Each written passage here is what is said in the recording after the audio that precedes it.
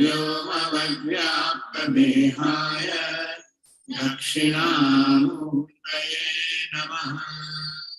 गुकारस्पन्दकारश्च ऋकारस्तन्निवर्तकः अन्धकारनिरोधित्वात् गुरुरित्यभिधीयते। सदाशिवसमारम्भा शङ्कराचार्यमध्यमा अस्मदाचार्यपर्यन्ता वन्दे गुरुपरम्परा। गुरुस्तुतिः ब्रह्मानन्दं परमसुखदं केवलं ज्ञानमूर्तिं द्वन्द्वातीतं गगनसदृशं तत्त्वमस्यादिलक्ष्यम् एकं नित्यं विमलमचलं सर्वधी साक्षिभूतं भावातीतं त्रिगुणरहितं सद्गुरुं तं नमामि।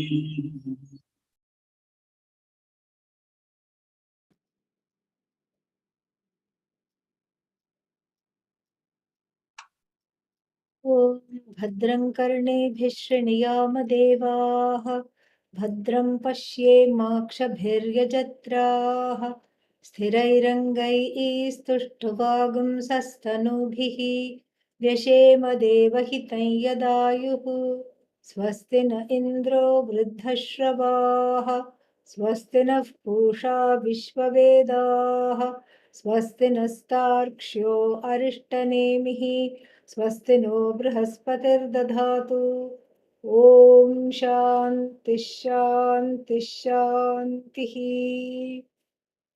ॐ सहना भवतु सहनौ भुनक्तु सह वीर्यङ्करवावहै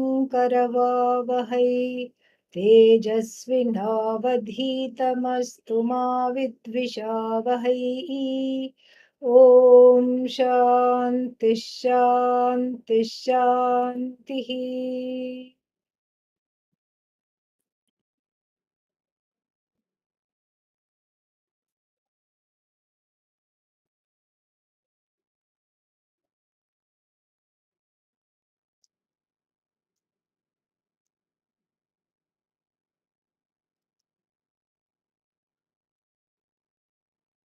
ॐ ब्रह्मादेवानां प्रथमः सम्बभूव विश्वस्य कर्ता भुवनस्य गोप्ता स ब्रह्मविद्यां सर्वविद्याप्रतिष्ठाम् अथर्वाय ज्येष्ठपुत्राय प्राह अथर्वणेयां प्रवदेत ब्रह्मा अथर्वातं पुरोवाचाङ्गिरसे ब्रह्मविद्याम् स भारद्वाजाय सत्यवहाय प्राह भारद्वाजोऽङ्गिरसे पराबराम् शौनको ह वै महाशालः अङ्गिरसं विधिवदुपसन्नः पप्रच्छ कस्मिन्नु भगवो विज्ञाते सर्वमिदं विज्ञातं भवतीति।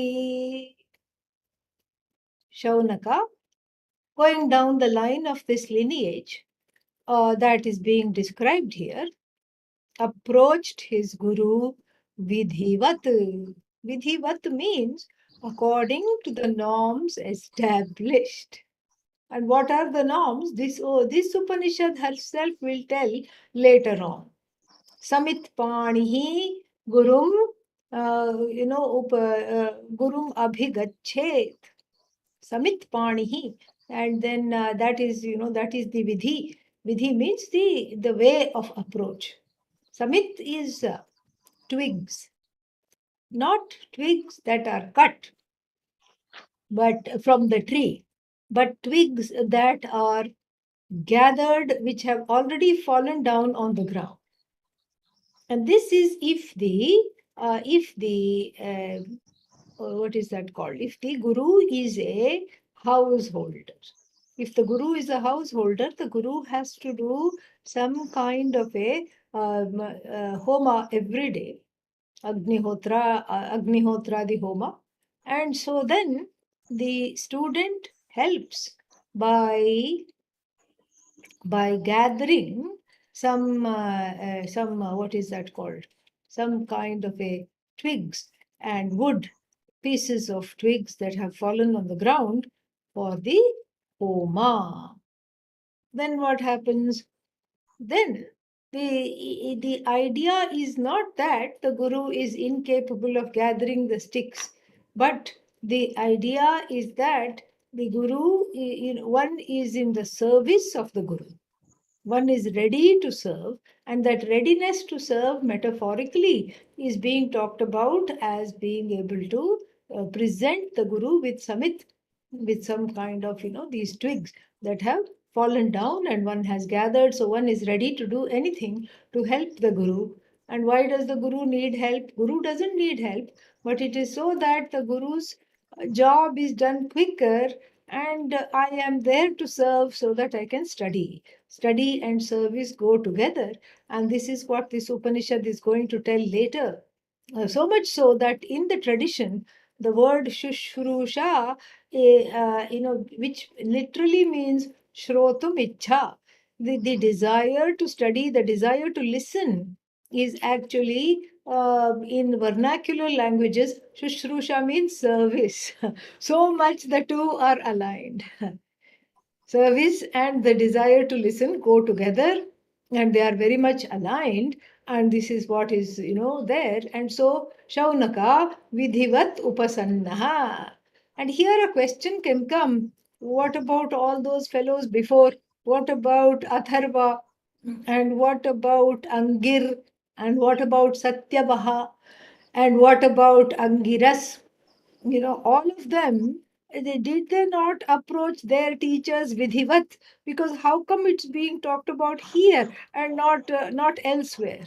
Well, Adi Shankara in the Bhashya says, please do the math and please don't ask such silly questions, even if they arise in the mind. Just let it go. Because Vidhivat is talked about here, because this is the story. This is the discussion here. This is the story at hand. And so we are following this particular akhyaika, we are following this particular narrative, and that is why it is mentioned over here like this. So don't keep asking silly questions. Did Angir bow down to his guru? Did Atharva bow down to Lord Brahmaji, etc.? Don't do that, because it's doing the Vidya a great, great disservice. So now we are interested in only Shaunaka. Shunakasya apatyam. So the son of Shunaka, Shaunaka. And so then this Shaunaka went to the teacher Vidhivat, and meaning carrying the twigs in hand, presented himself to be a worthy student of learning. So the willingness to serve, makes it worthy, because then you have to see, for the teacher to teach you. I mean, usually it says, the teacher should be happy. It's not that the teacher is dysfunctional and you have to keep the teacher in a good mood and tell some jokes so that the teacher is happy. No, it's not that the teacher is suffering from some depression. That's not the idea. So the teacher is happy, we keep seeing in the Veda, and that's so interesting to me, because that means that the teacher is happy, means the teacher is satisfied that you are worth the time. That is what it is.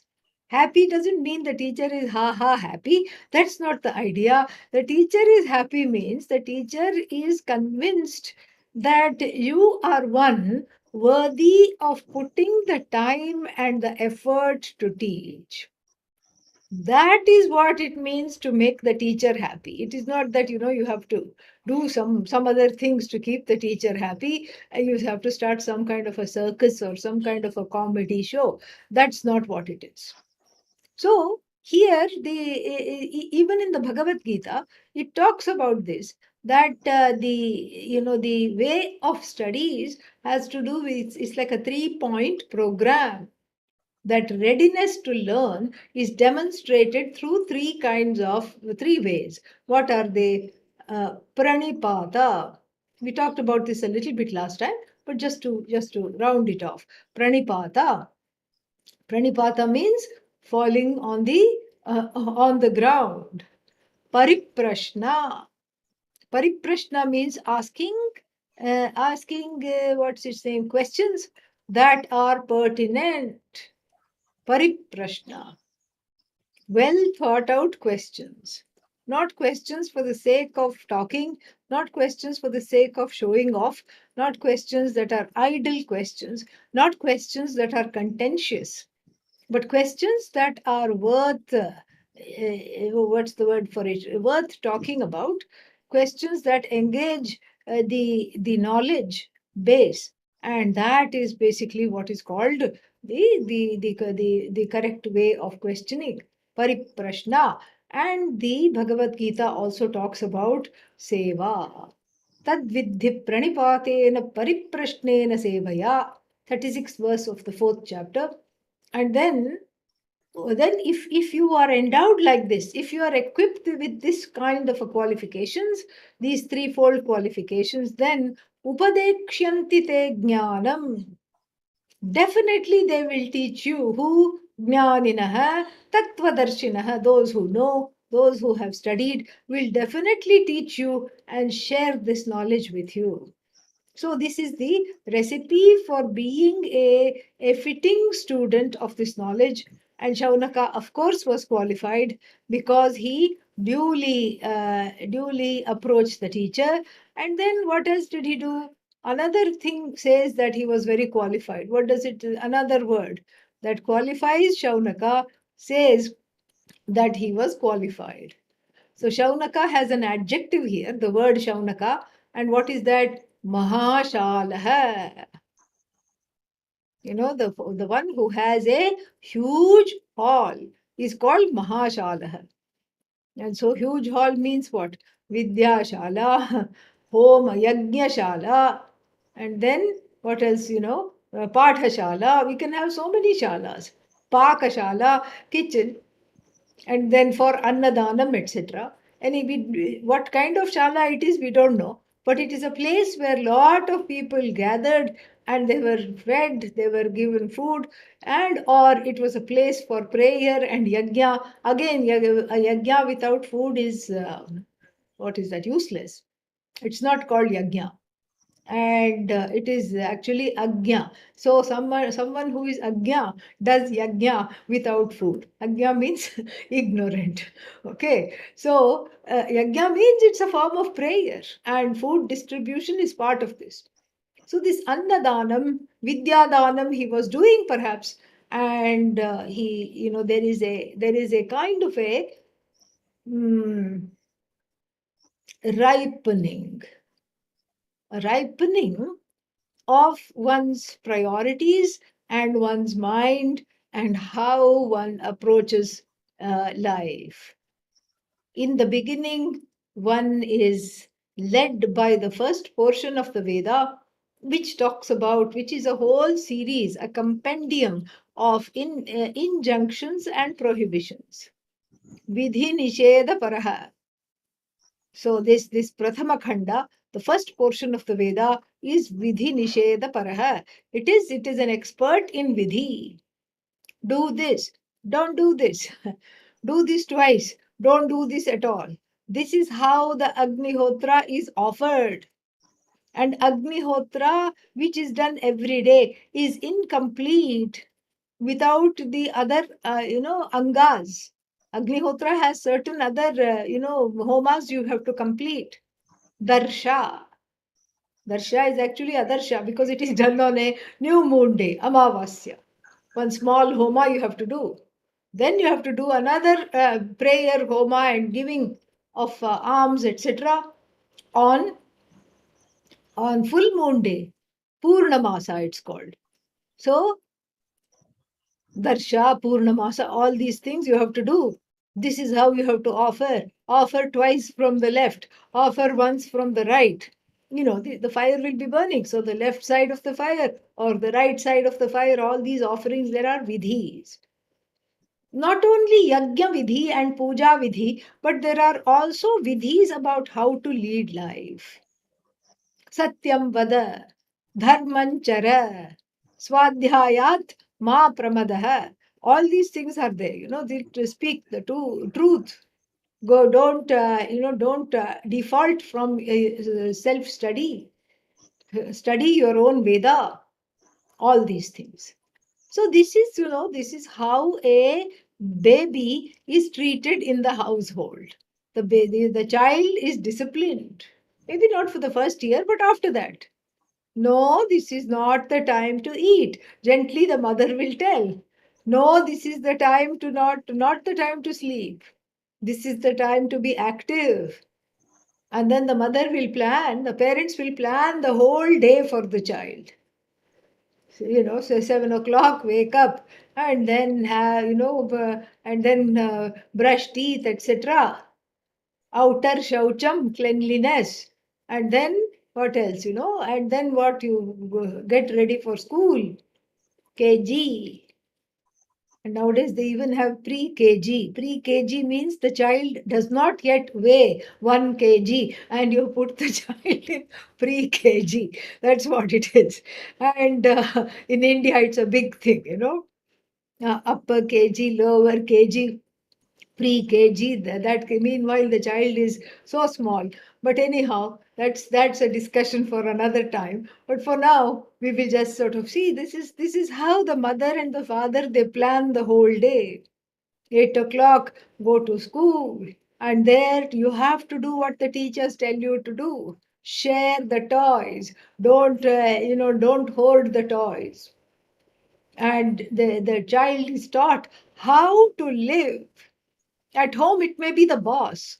If it just looks sternly at the whole household, is there to take care of this child and give it whatever it wants. But in school, it's a different matter. It has to learn to conduct itself very differently. It has to learn to share. It has to learn. The 2-year-old, 3-year-old doesn't know that there are other egos. It thinks it is Ishvara. Without Atmajnanam. Okay. Yeah. And then so it has to learn how to share, what to do, how to give, how to take, what to do. It has to learn to share. It has to learn to, to deal with disappointment. And it has to learn that it can't always have whatever it wants. Then as the child grows older, then there are other kinds of duties that come in. So compared to a 5-year-old child, an 8, 9-year-old child, then the parents will say, okay, you can't live like a pig. You have to learn to put away whatever you have played with. Your books, your toys, your clothes go in this particular cupboard. They go in these drawers. So this is what I have to do. Well, I don't want to do it. I have to go play. Well, all right. That means no treat for you. You are grounded until you do this. This is how the parenting goes. The Veda is a mother, really. Just like the local mothers who do so much and who sacrifice so much of their lives to make sure that the child grows up to be a well-adjusted person in the society. Veda is like 1,000 functional mothers, says Adi Shankara. And so Hitaishini means she does only things that are good for you, not things that are not good for you. And so Sahasramatravat Hitaishini. And so, like a parent, like a mother, she leads this hopeless, hapless, jaded, faded jiva into a program of self-discipline, forces the fellow to walk on the path of dharma. Who is this fellow? The one doesn't even know how to spell dharma. Might is right. I'm the one who wants to. I need this and I need this yesterday. I need this right now. And I'm going to get it. And this is the one. And so, what the first portion of the Veda accomplishes is not really something that is something to be taken for granted. It is not ordinary. It is just stupendous. It is stupendous because what it accomplishes, what the first portion of the Veda, which is in the form of injunctions and prohibitions, it very gently leads the person on a path of spiritual growth and emotional maturity. So we must not disrespect the first portion of the Veda.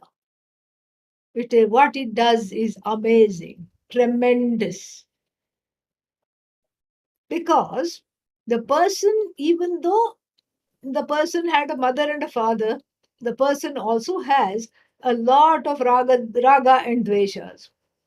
And here, the person is reparented by the Veda as an adult, with all the inner children clamoring in the form of raga, dvesha, and I want this, I have to have this, and I hate this one, and I don't like that one, and all these things. And so, the first portion of the Veda, like a loving mother, parents these inner children. And what it accomplishes is stupendous, because if one graduates the first portion of the Veda, like Shaunaka, successfully, then one has accomplished filtering all of one's desires through the funnel of dharma, through the sieve of dharma. Whatever passes, okay. If it doesn't pass the sieve of dharma, those desires have to be thrown away. It winnows the desires, removes all the needless things, because this is not according to dharma. This doesn't, this doesn't come. Not according to dharma. This is not possible. And so therefore what? So therefore this doesn't pass muster. No, but I really want it. Too bad. But I have to have it. Okay. Do this yajna. Just like how a child is, a child having a tantrum is told, oh, just look there. I think your friend is coming. I see some other children. Look at them. Do you know them? And then the child is distracted. And so here also, do this yajna. Oh, all right. If I do this yajna, I'll get this. Yes, this is a prayer. And every prayer, it has its way. And so, yes, there's a good chance that some of the obstacles in your prarabdha will be cleared enough for you to pursue this particular thing, whatever that you're obsessed with. Okay, do this yajna. What do I have to do? First, you have to, make bricks. Make bricks. Can't I buy the bricks? No, no, no. You have to make your own. Make your own brick. Okay, and then you have to dry it in the sun. So people in Canada no yajna, okay, in the winter, in the northern hemisphere, etc. No yajna, and then you have to use ghee. Actually, it's not ghee; it's called ajyam. It's butter that is naturally melted by the baby sun. You don't have sun in the winter, period, baby or otherwise. Okay, how are you going to do yajna? If you put the butter out, it will become a brick. Okay, and then you will be confused which brick to use for the yajna. Is it the butter brick or is it the brick that you made? This is what it is. The butter also becomes a brick if it is left outside. Not like in India, if you leave it outside, it will become definitely nice ajyam. So anyhow, so then you offer, and then if the brick breaks, if you have to make 108 bricks and it breaks, then if the 51st brick breaks, then you have to go back to making the first brick. And by the time you're done with this yajna, you're all turned around. Either you are transformed by the prayer, or you have forgotten what is it that you so badly wanted.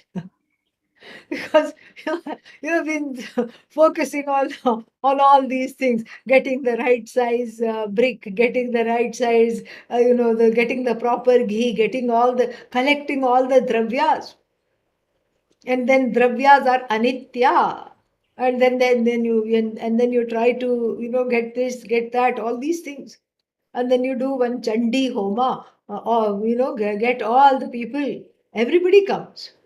Vedanta class, not so famous, but Chandi Homa, hordes of people will come. Even if you do online Chandi Homa, you can be rest assured that there will be lots of people who log on. So then what? Then, then after this, then you feed all the people. And I told you last time, this is not like a Japanese homa, bonsai homa, it is not. So, so it is actually lot of cleanup is involved. And after they all go, after the people eat and go, who is left holding the garbage bag? You. You have to clean up. You have to go in and clean, clean, clean, clean, clean, and put. And then by the time you finish cleaning, hello, it's time for the next yajna. So just like the mother, takes the child, keeps it very busy so that it doesn't get into trouble, because the idle mind is a workshop for adharma. We don't have devil, okay? So we have to change the things a little bit, metaphors and idioms a little bit. We have to change. And an idle mind is an adharmic workshop. Okay, so that's what, because all kinds of thoughts wrong. Because if you're not doing what is to be done, naturally you will feel like doing what is not to be done. This is human nature. And so therefore you have to be very careful here. So the Veda is making the mind, it is, there is some paripakvata involved. There is some kind of a cooking of the mind, where, just like when you cook the butter and make it ghee, first it makes a lot of noise. This is the rattling mind of the jiva, resistant to prayer, resistant to following a path of dharma. Then afterwards, all the impurities sink to the bottom, and what rises up is just this transparent, fragrant ghee. And that is the person who is ready for Upanishad study. How do I know that I'm ready for the study? Well, there is, just like all the impurities sink. Impurities here are raga and dvesha, kama, krodha, all these things.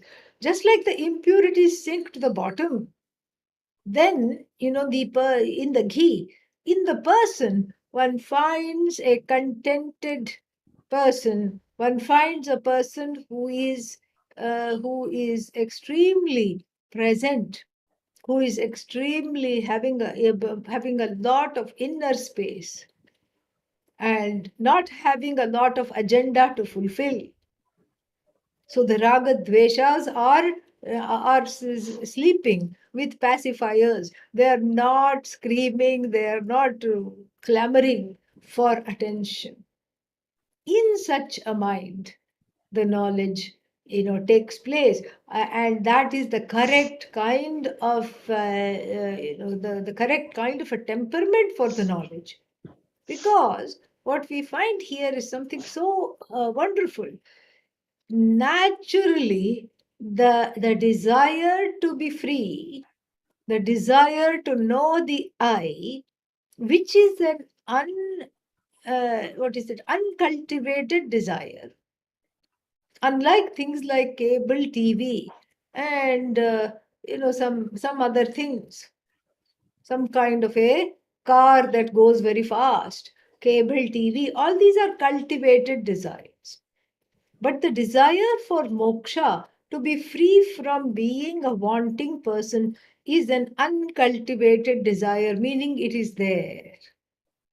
But just like gold along with its ore, the impurities, this desire doesn't come to the surface until the impurities sink to the bottom with the help of the graduation program into getting a degree in dharma, thanks to the first portion of the Veda.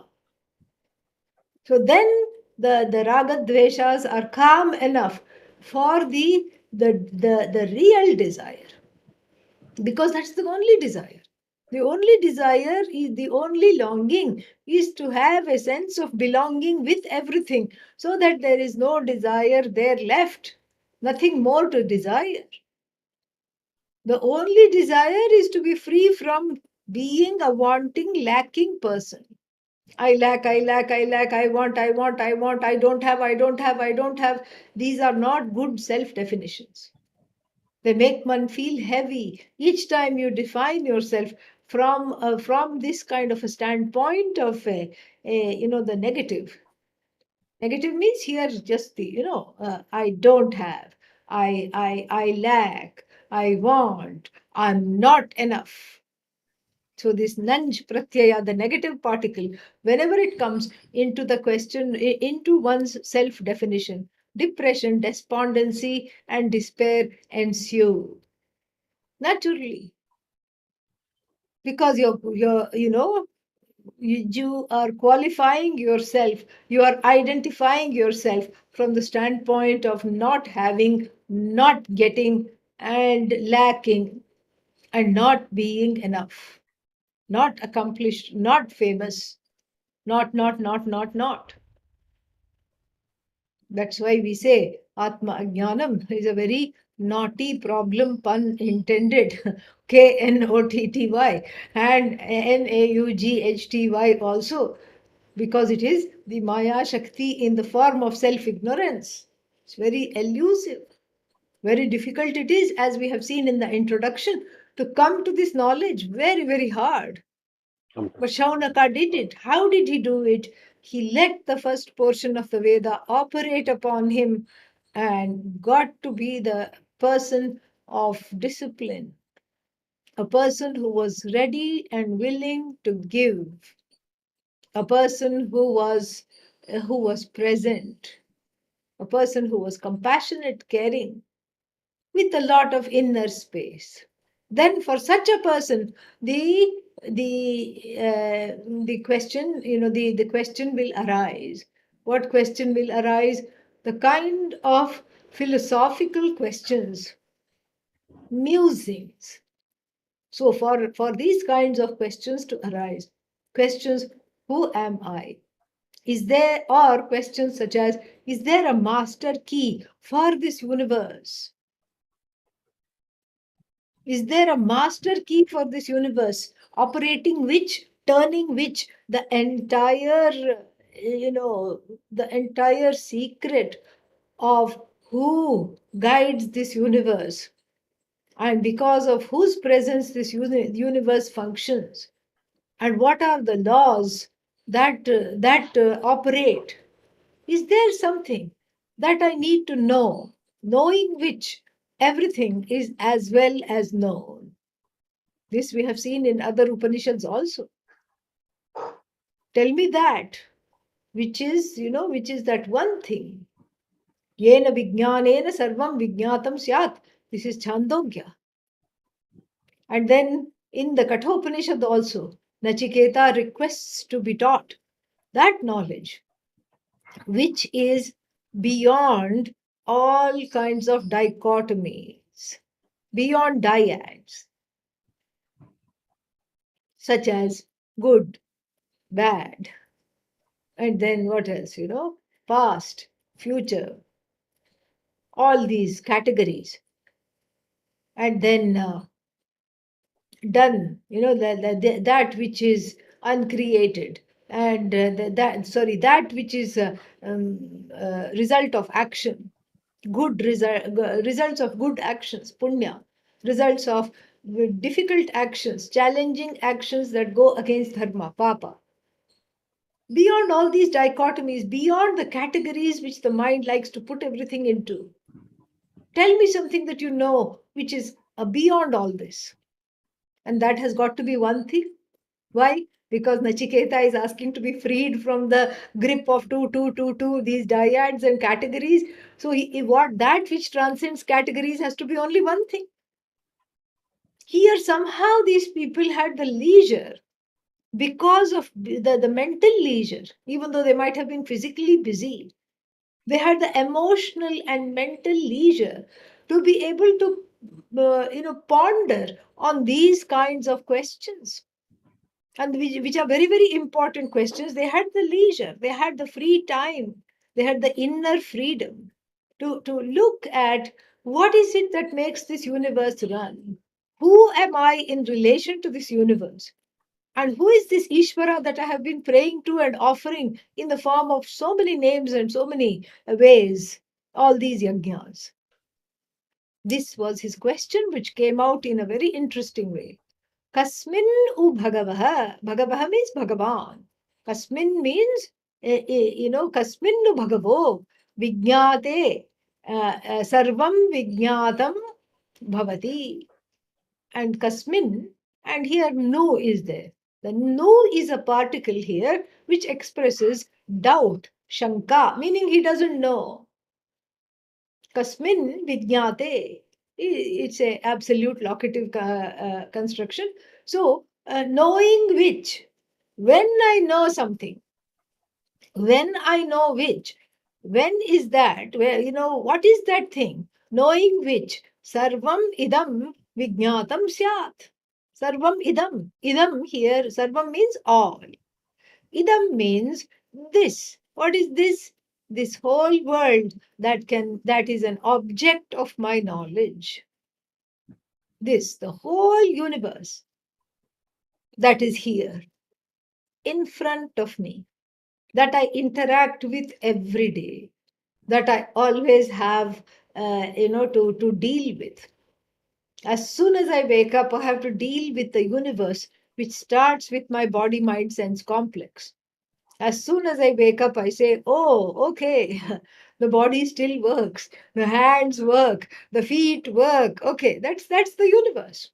Or if they don't work, you have to spend some time rotating the ankles and getting some blood circulation after 8 hours of sleep, and then you go into, and then you go start walking, and then you start the day.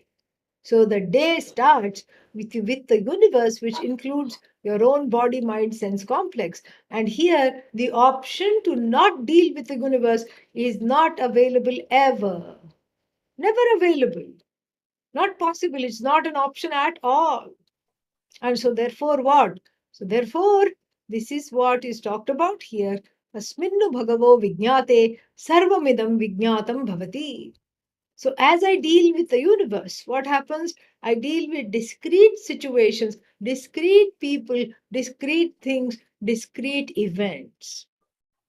Yet I can't get rid of the fact the fact that there is something that is tying up everything together. There has got to be.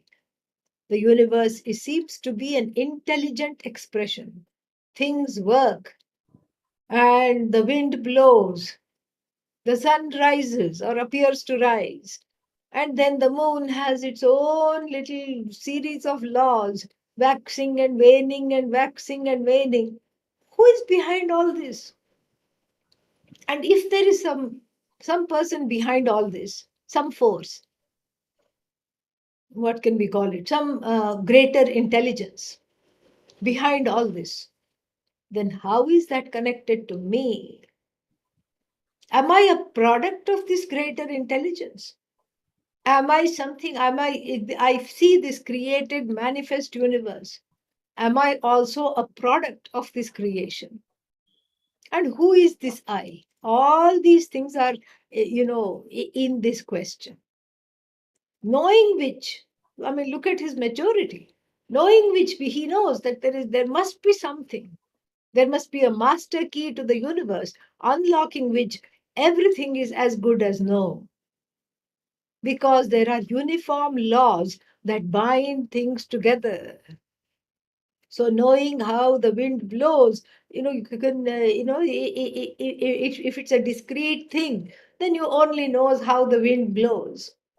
But if you know Ishvara, if you know here the cause of the universe, the blowing wind is yet one more facet into the intelligence of Ishvara, into that which is the order of Bhagavan. So the orders of Bhagavan in the form of the anatomical order, the psychological order, everything. This is something which is to be understood. And so, how to know this? And there must be something. Kasmin no Bhagavaha, Bhagavaha means Bhagavan, Vijnate sati, Sarvamidam Vijnatam bhavati. Knowing which everything, I want to know everything. I want to know that one thing which is really everything. Please teach me. Tasmai sahovacha. The teacher is speaking now. Tasmai, unto him, sir, who is this Saha? Angiras, the Guru, is speaking. Saha, ha, indeed, a long time ago, Uvaja said. What did he say? Dve vidye veditavye iti hasma. This full stop should be after sma. Okay, yeah. So there is some mistake here. There was also one more mistake earlier. So I am only looking at it now. So this apurna virama should be here after sma. Dve vidye veditavye iti hasma. Yad brahma vido vadanti. Para chaiva aparacha. Parajaiva aparaja. So tasmai sahovacha. The teacher said indeed to him a long time ago. What did he say? He responded to the question. There are two forms of knowledge. Dve vidye. Two knowledges are there. Veditavye. They must be known. Iti hasma. Yes, indeed, this was talked about a long time ago indeed. So, two knowledges are there that must be known. And the teacher is a true teacher, authentic teacher. How do we know that? We know this because he says he doesn't take the credit for this. I have come up with this. Even the methodology of teaching, he doesn't take the credit. I have come up with this methodology all by myself. No. He says, Yat Brahmavidaha Vadanti. The knowers of Brahman, Guravaha, our gurus from the past, they say, Te Vadanti, they say. What do they say? They say that there are two forms of knowledge that absolutely have to be known. Look at the modesty here. Look at the humility here. He doesn't say this is my way of teaching, even though he had every right to say that because he is a character in the Upanishad and it doesn't get any more ancient than that. And so, but still he says, the Brahmavits, the people who know Brahman, say this. This is what they say. The two forms of knowledge must be known. And then what are they? Of course, there is the desire, there is the jignasa now, the desire to know what are these two forms of knowledge. And he names them. Para, one is Paravidya, which is called Para. Para means what? Beyond this Vidya, there is nothing else. The absolute is called Para. And then what else is there? The Apara. Apara means that which is non-absolute, the relative. Both are important, both have to be known. Now, it's like this question answer is a very interesting exchange over here if you look at both these things together. you know, Kasminnu bhagavo vijñate. Look at the question again. Kasminnu bhagavo vijñate sarvamidam vijñatam syat. Bhavati. This is the question. Knowing which, how is everything else known? That is the question. And then what is the answer? There are two kinds of knowledge, two forms of knowledge, and both of them must be known. One is absolute, called para, the other is relative. What an interesting exchange. What is the connection between the question and answer? No connection. It's like somebody saying, please explain to me how to get to this particular destination. And then the person who is answering the question, what do they say? Here is the recipe for chocolate cake. What is the connection? There seems to be no connection between the question and the answer. There appears to be no connection at all because the teacher is on a different wavelength than the student. It looks like the teacher is not having anything here. What was the question? What is it that knowing everything? Knowing one thing, everything should be known. Okay, So he should just talk about that, knowing which everything is known. But instead, he goes off on a tangent, who the teacher, and then talks about how there is this, there are two forms of knowledge, and then one of them is called para, and the other one is called apara, and both of them have to be known, they must be known. Because this tavya, the tavya is a pratyaya, is a suffix that has that that has that what is that non-optional sense. It must be known, like an order, like an injunction. It has the power of the injunction. In Sanskritam we have ling, lord, tavya, vidhiling, and then what else? Lot, imperative mood, and then tavya, this particular suffix. So this is what it is. It must be known. And so this, this is not. If you look at the bhashya, Adi Shankara will say, "Na esha dosha." This is not a problem. The teacher is not wrong here at all. And why is the teacher not wrong? The teacher is not wrong because the teacher is basically, teaching in this particular way. And if we don't understand what is being said, we cannot mark the teacher as completely wrong. In fact, when you go to see when you see what's its name, Bhagavad Gita, this kind of a thing happens all the time. We see this in the Bhagavad Gita. Arjuna asks some question and then Krishna responds in some other way completely. Sthita prajnasya ka bhasha samadhisthasya keshava sthita dhih kim prabhasheta kimasita vrajeta kim. Sthita prajnasya ka bhasha. This is what Arjuna wants to know in the concluding portion of the second chapter. This person called Sthita Prajna, a compound that Arjuna comes up all by himself. Lord Krishna doesn't talk about Sthita Prajna.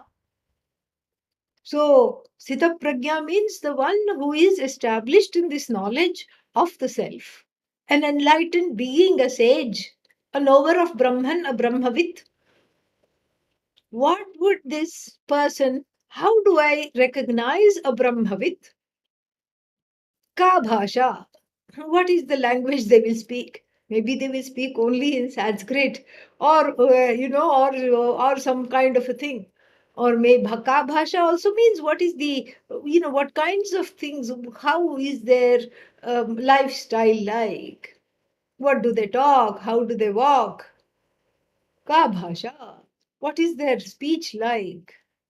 Maybe because they are enlightened, they will speak very slowly. Maybe that is the broadcasting of their enlightenment. Or maybe they will speak in a special tone. Maybe your voice changes after enlightenment. This is all Arjuna's fancy. He doesn't know naturally, so that's why he's asking.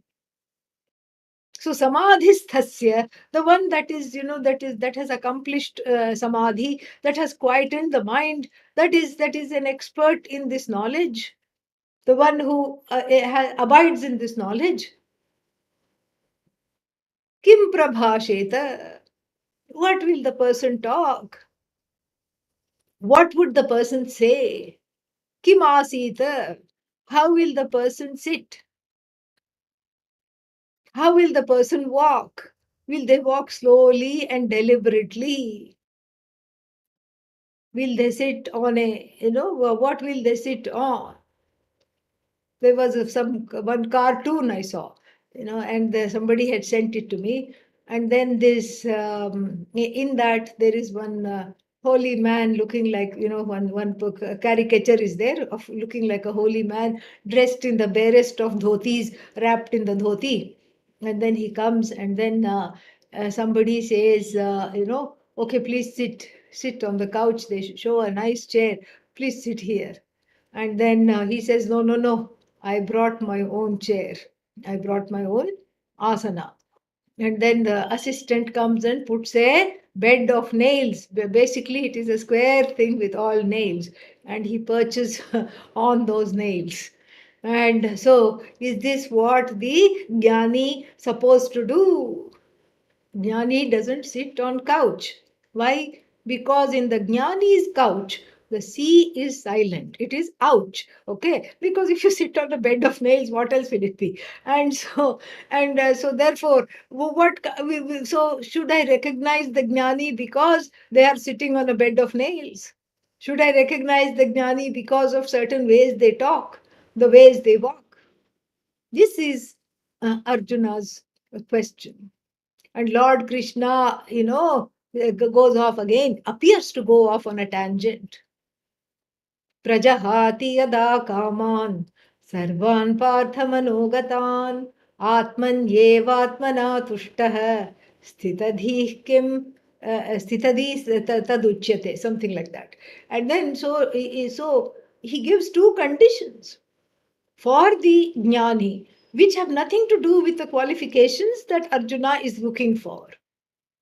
Arjuna is looking for external qualifications so that he, as a jiva, can identify somebody who has Atma Jnanam, whereas Lord Krishna answers not the question but the spirit of the question by giving two very internal and extremely difficult to delineate conditions.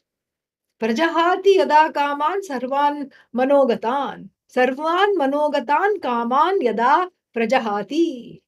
Prakarshena jahati. So the one who gives up sthitadihi tada uchyate, tadochyate, like that it ends. So, the one who gives up all fancies even as they cross the mind, even as they are born in the mind, and the one who is able to let go.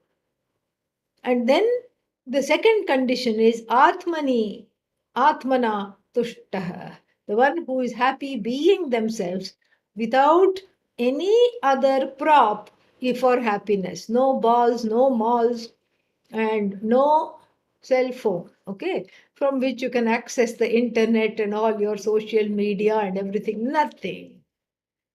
Are you happy with yourself? Are you happy just sitting in one place, not really interacting with the external world for validation and for distraction and for some kind of some kind of a filling up time?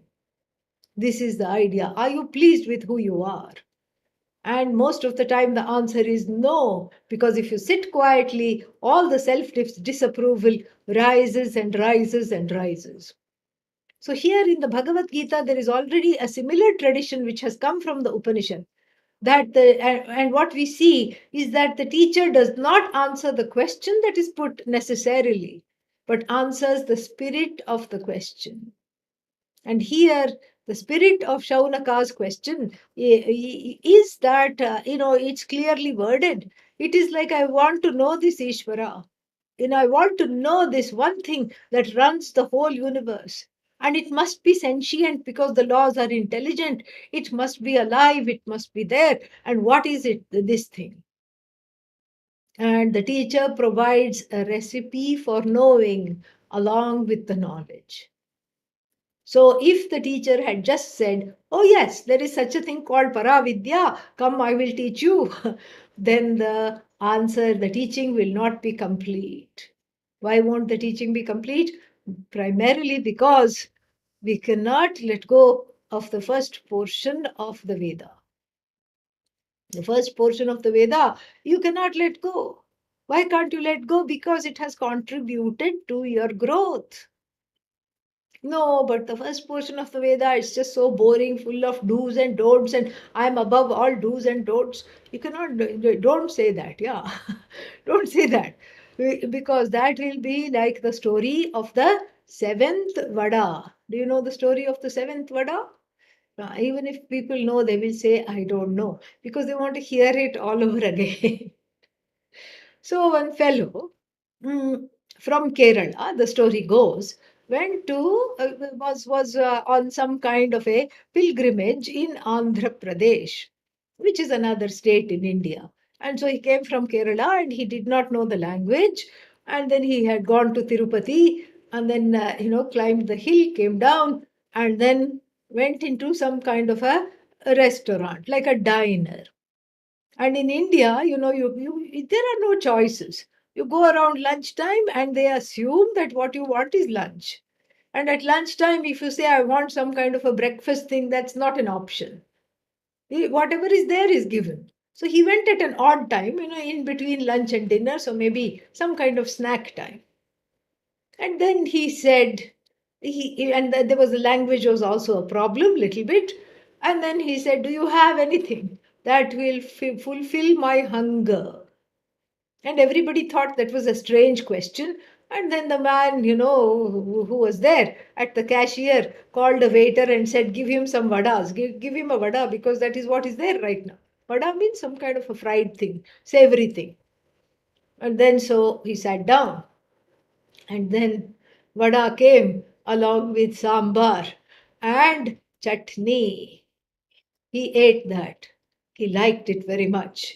And then he signed one more, one more, one more, one more, one more, one more.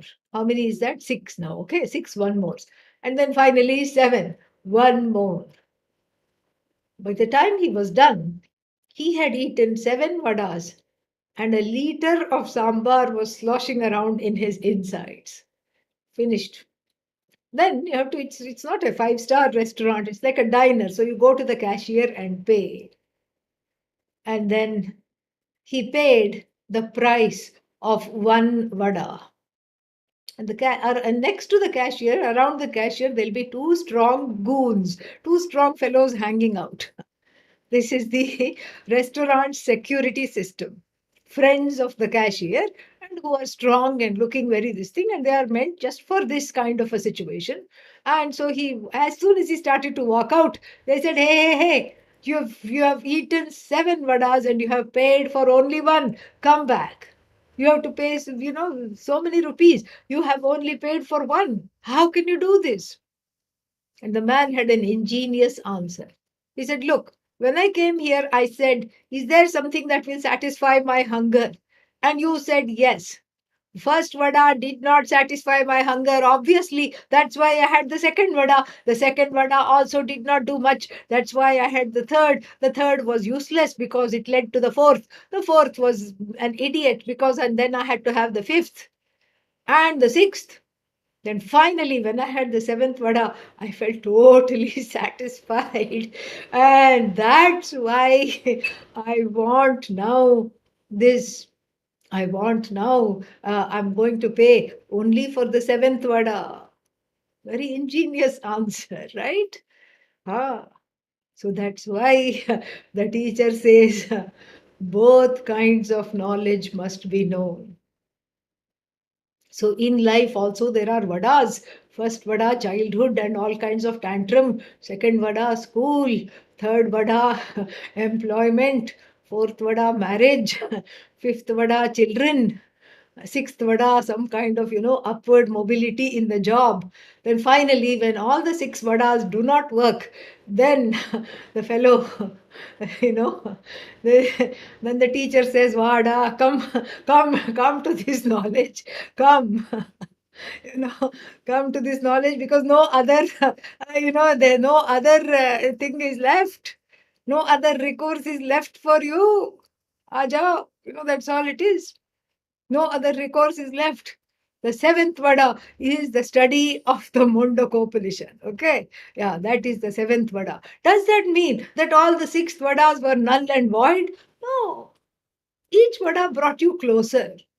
The first vada was disappointing. Maybe it was cold and clammy. It had been, what should I say, swimming or rather sinking in the sambar for too long. Not very good. Bad childhood, let us say. Difficult childhood. And then what? The next vada is, growing up, studies. And maybe that was okay. But then the employment, the third vada was not quite okay. I did not get a job that was equal to my qualifications. Or I got a job equal to my qualifications, but the commute is very long. And the boss is an idiot, micromanages everything all the time, the fellow. And then so the third vada gone. And then what? The fourth vada again, marriage. Oh, right, very wonderful, great companionship, excellent. But then that did not last for very long before the vada went bad, had been kept, had not been freshly made perhaps. And so again, like in the same way, the marriage was not freshly approached. It was affected. This vada called marriage was affected by preconceived notions, fears, tears, and everything. And then what? And then it led to a disappointment. The hunger still continued. What am I looking for? Maybe children. Vada number 5, children.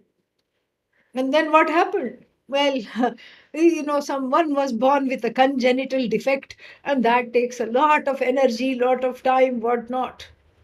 And then, so like this, so many difficulties. Then upward mobility, want a better job, better house. Maybe the sixth vada is the dream house. And the dream house, by the time I built it, turned into a nightmare. So each vada, whatever is represented by the vada, okay, brings one closer to the final vada, tasting which, eating which, nothing more is needed, nothing more is wanted, nothing more is sought after. That vada which stops the seeker from seeking is the final vada. And for that, what do you need? The other vadas are there for self growth. The other vadas have a role. They have a place in one's emotional maturity. And that is why there is a very wonderful and an intrinsic and inextricable and intrinsic connection between the knowledge of the relative and the knowledge of the absolute. How? We'll see in 2 weeks. And let us set the time for the next class. I think what April 10th. Yeah, April 10th we will meet. All right. Om Purnamadah Purnamidam Purnat Purnamudachyate Purnasya Purnamadaya Purnamevavashishyate. Om Shanti Shanti Shanti. Harihi Om Shri Gurubhyo Namaha. Harihi Om.